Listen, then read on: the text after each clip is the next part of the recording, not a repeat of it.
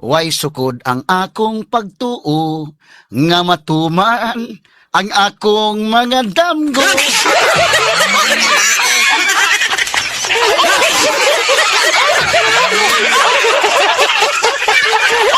Ato lagi ka to katawa. Ato lang agi ka to katawa, mahigala bidala kung tingog nga gapiit lang ning agi mga sugid ning paminaw kay gawas nga more or less pagaw-pagaw pagita. Straight to the Now point. atong balikan mahigala to mga isgutanan rong buntaga mga higala. Balikon ako kung imong i-evaluate gyud katong mga witnesses. Medyo katawanan gyud tong duha ka mga witnesses so far. Kinis matibag mahigala mo'y last witness sa Article 4. Murag dili siguro mo katawa mo ani kay delikado mo katawa mo ikiham.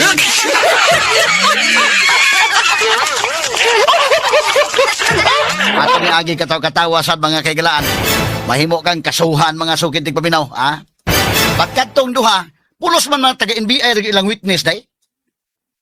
Sa Article 4, kay may tabo si kadto si John Mark Calilong taga-NBI. Ikaduha si Attorney Jeremy Lutok taga-NBI. Ikatulo karon si Melvin Matibag mahigala karong Martes taga-NBI.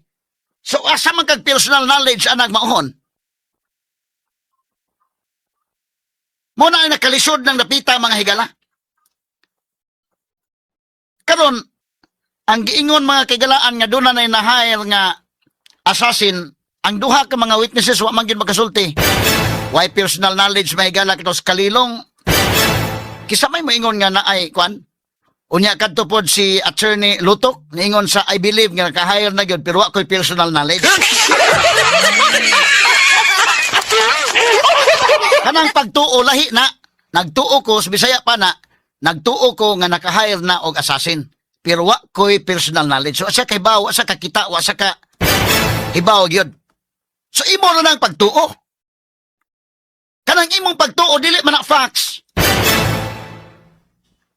Base na mahigala sa video nga iyang gitan-aw, iyang gi-compile mga kagalaan, nga iyang gi-analisar, nga naka-hire na kunog assassin. O na nga nahimong katawanan kini karon mahigala nga si John Wick na mo na-hire ani ron.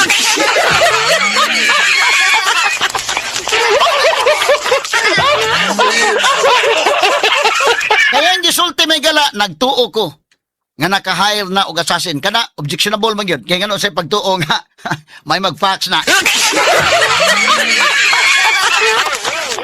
nagtuo ko nga naka-hire na assassin pero wa ko'y personal knowledge. Kanang pagtuo mura na sa katong kanta nga kuan ba nga kini ni ang unsa tong kanta haday sa matud mo ba to na Way sukod ang akong pagtuo, nga matuman ang akong mga damgo.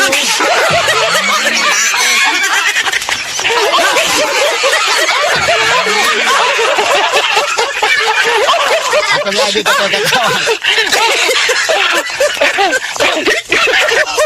Ato lang agi ka to katawa, mahigala bidala kung tingog nga gapiit lang ning agi mga sukid ning paminaw kay gawas nga more or less pagaw-pagaw pagita. Kanang pagtuo di na madawat sa korte ng pagtuo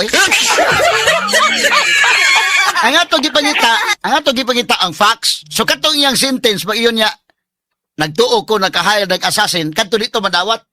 Ang madawat sa korte pag ingon niya sulod nga sentence nga pero wa ko'y personal knowledge.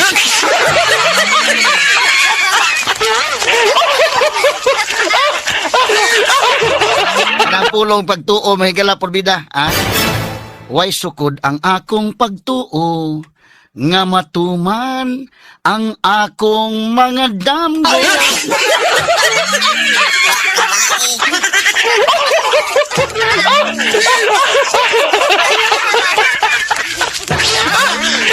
Ato lagi katawa mga sugid ni paminaw pero kining taga NBI tinuoray lang. May nimo imbisigal sila Mga maing laki ni mga taga NBI pero kaning masuguan gyud kay ini kining yaning kasuha may galabida. Unya wa kay mahimo ba imo ligod-igo ligod ka sa pagtuman.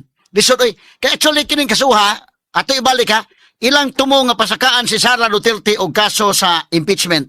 Ituyo tong imbestigar tong Quadcom. Sige mga imbestigar, sige imbestigar. Hangtod kadugayan lang gipatawag si Zuleika Lopez. Pagpatawag ni Zuleika Lopez ilang gi-contempt. Pag contempt na, suko si Sara Duterte nga iyang chief of staff, nagipatawag, gi-contempt, nga di pa nang igo, pagkagabi ibalhin mang higala ngadto sa presuhan gyud. Ngano ibalhin mang presuhan nga contempt man ni sa Congress. Wa man ni sa ng chief of staff mahigalang Sara. Moto naka yaw-yaw Sara mga sukid ti paminaw. Pag yaw-yaw, ag-appeal na. Sige, appeal po ni sa grounds impeachment.